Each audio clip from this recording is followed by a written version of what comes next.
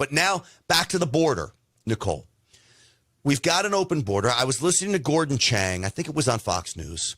And he said that we are seeing tremendous amounts of Chinese immigrants, migrants coming across the border. My counterparts on Real America's Voice has been covering this. Oscar Ramirez, I remember seeing video of hundreds of Chinese migrants. I thought maybe they're escaping Xi Jinping, and maybe that is some of them, that they're escaping the tyranny of China. But Gordon Chang raised the issue that many of these are military-aged men. He believes they are here to sabotage America, and they are working directly for Chinese military. What do you say to that?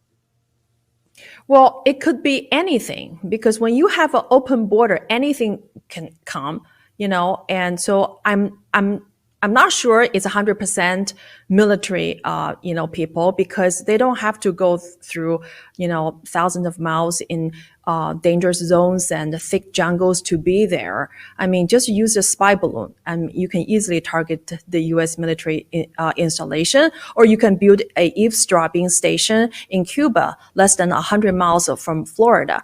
I mean, I really think that this open border is the open source of all kinds of problems. Yeah. And it could be the military-aged men who are coming here with a special purpose, I don't know. And it could be people fleeing the domestic persecution. It could be anything. Yeah. But the problem is that it's America's own failed policy that invites all these problems.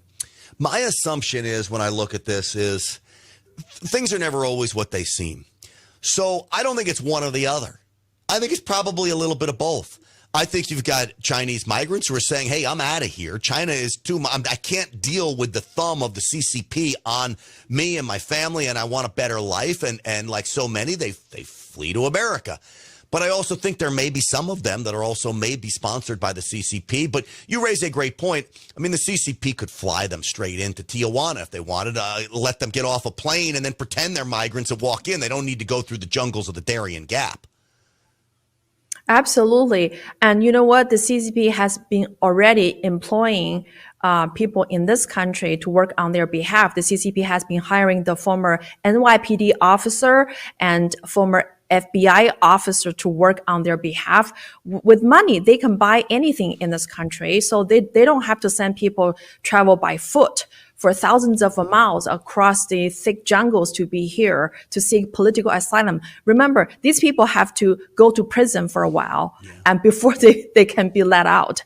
And so I really think the CCP's infiltration is 360, like all dimensions.